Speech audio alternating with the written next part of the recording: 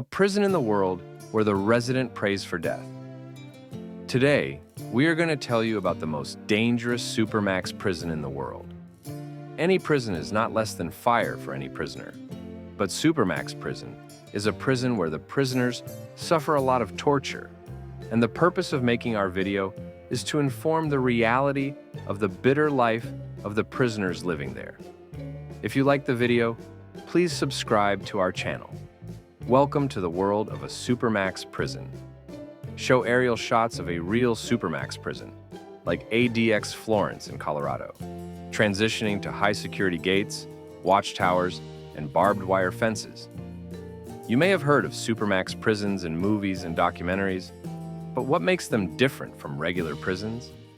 Supermax, short for Super Maximum Security, is a level of incarceration reserved for the most dangerous criminals. These inmates are considered high risk, and the facilities are designed with the highest levels of security. Inmates in Supermax prisons live under 23-hour lockdowns, where they're confined to small cells with minimal human interaction.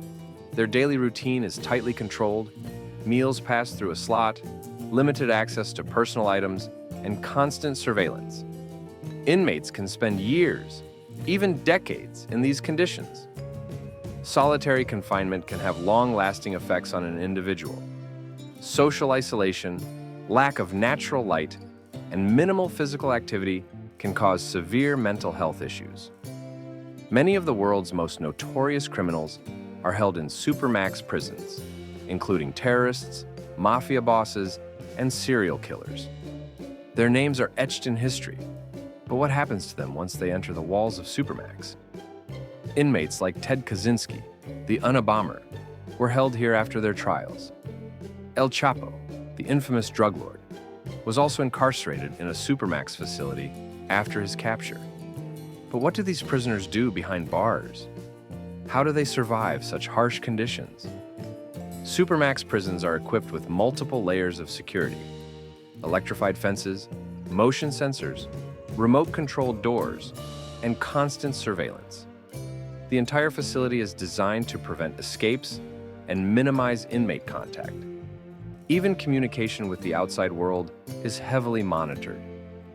Every movement inside a Supermax facility is monitored by hundreds of cameras. The doors, the locks, the cells, all are connected to a centralized control system. Even the guards have limited access to certain parts of the prison. Despite the intense security, there have been a few daring escape attempts. But how successful are they really? In the history of Supermax prisons, escape stories are rare, but not impossible. Supermax prisons are designed to be nearly escape-proof. But, as history has shown, there's always a way. Or is there?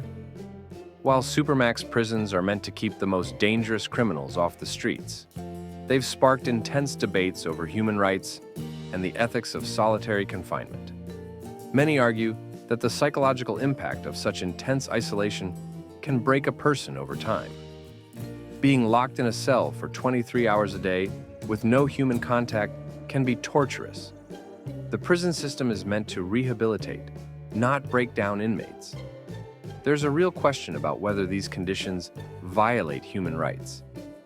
Supermax prisons will likely continue to play a crucial role in housing the world's most dangerous criminals. But the debate around their effectiveness and ethics will keep evolving. Are they a necessary tool for public safety, or are they a form of punishment that crosses a line? Most dangerous members of society. The question remains, how far should we go to ensure their captivity? Thanks for watching.